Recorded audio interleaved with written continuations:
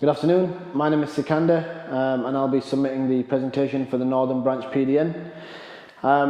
Bit of background about me: I studied mechanical engineering, and my job role, I am the Future Networks project manager for High Deploy 2, more specifically in the Northwest.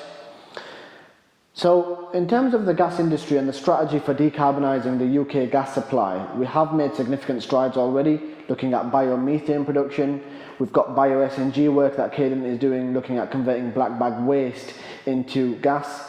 There's hydrogen blend projects going on across all of Europe, and Cadent is at the forefront of this, looking at High Deploy 1 and High Deploy 2.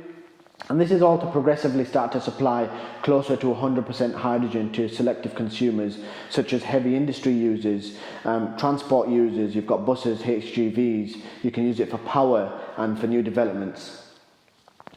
So in terms of High Deploy 1, the objective is to prove that blended gas is just as safe as natural gas to be transported in the UK gas distribution network. And to do this, we need to build a safety case. And the safety case consists of work looking at appliances, looking at materials, looking at gas characteristics, how gas accumulates in a room, gas detection. And another key focus is customer perception and engaging with consumers to ensure that they are well educated on hydrogen and hydrogen blends. Now, all this work ties into an exemption report which goes to the Health and Safety Executive, so that we can get an exemption to GSMR, so that we can blend up to 20% hydrogen, as the permitted level of hydrogen currently is only 0.1%. In terms of the High Deploy project at Keele University, we have been blending for a few months now at a consistent level. However, due to COVID-19, we have had to pause the project due to resource constraints. However, going forward, we are hoping we can change this position and resume blending as soon as possible, so we can continue to gather that evidence. The picture in the slide shows you the compound in its final completion phase. My discussion today will primarily be about High Deploy 2. So High Deploy 2 is the second phase, looking at 2 public trials of hydrogen blends, and it's got the same project partners. The objective is very similar: to prove that blended gas is just as safe as natural gas and build on the work that we've done at Keele. We want to be in a position where suppliers can inject hydrogen into the network just as biomethane producers can today. And blending means that it's not disruptive consumers. There's no change for consumers, so you don't have to change any of the appliances. We won't have to replace all the pipelines that we have. We can build that hydrogen supply chain. This innovation work will start that hydrogen supply chain and build the knowledge around hydrogen. And even though it's only up to 20% blend, it's still a material saving. Blending 20% across the UK would be just like taking 2.5 million cars off the road. And again, it's deliverable roadmap for deeper savings. So the principle for the High Deploy 2 trial phase: if we look at High Deploy 1, at Keele University, we did gas safe checks on all the properties. And we also bottle tested every property, putting bottled blended gas through their appliances and making sure it works. Now, we gathered the evidence through the Health and Safety Executive Science Division to prove that we don't need to be doing these bottle tests. Therefore, in the first public trial in the northeast of England, we are still doing as many gas safe checks as we can. However, we are not doing any bottle testing.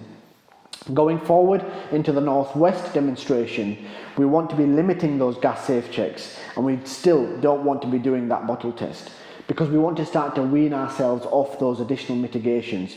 Because when you come to a rollout position, UK-wide rollout, it's not feasible to be entering everybody's property and doing gas safe and doing bottle tests. So we need to be in a strong position for UK-wide rollout of hydrogen blends. The work that I've been doing has been on both High Deploy 1 and High Deploy 2. However, I will focus on a couple of projects that I've been working on in High Deploy 2. In High Deploy 1, I did assist with the training packages, the operational work that we were doing at Keele University, working with the suppliers, working with Cadent's operational teams. And in High Deploy 2, I have been doing work outside of what I'm going to speak about today. However, for the purpose of the presentation, investigation of the demonstration sites has been one of my key roles, investigating appropriate sites to do a hydrogen demonstration on. And we all know how difficult it is to obtain a site for a public demonstration. We have to work to certain criteria, ensuring that the site has an appropriate mix of pipelines, has cast iron, plastic pipes, steel. It's representative of the UK stock. We need to be looking at network analysis. So I've worked with our network analyzers and liaised with them to discuss the appropriate networks for a blended trial, where we can isolate, where we can have appropriate number of properties where we can put a blended gas mixture in. I've conducted demographic research of certain trial sites, looking at the people that live there, looking at the age of properties, and all those consumer-based research.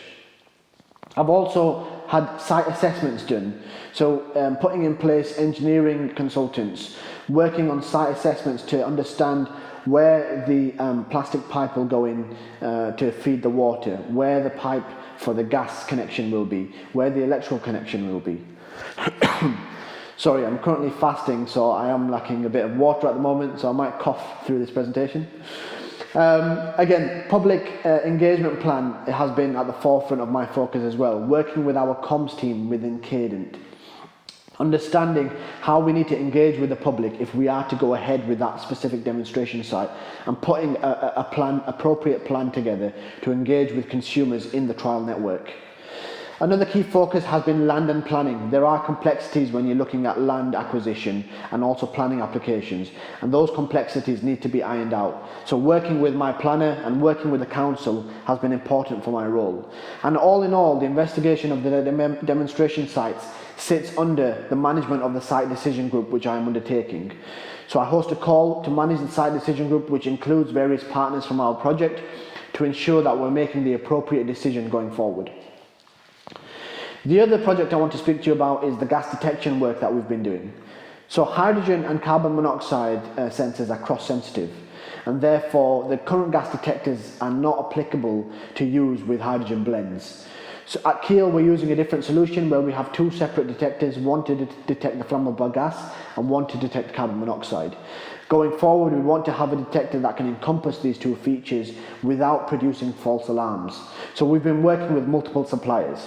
We have taken forward one supplier, and I have created a new project under the title of Field Trials for Hydrogen Blended Gas, and that's now uploaded on the Energy Network Association if you would like to take a look. And this is to produce a strategy for future rollout. Working with a supplier and working with experts within Cadent to understand the product requirements, I've created the contract and negotiated the deliverables between both suppliers. It'll be a two-phase project, working with the health and safety executive to do lab testing and working with Cadent emergency engineers to do a field trial. So I've been working with the supervisors and the FCOs to look at how we can do a feasible field trial of these new detectors. And I will be coordinating that field trial going forward.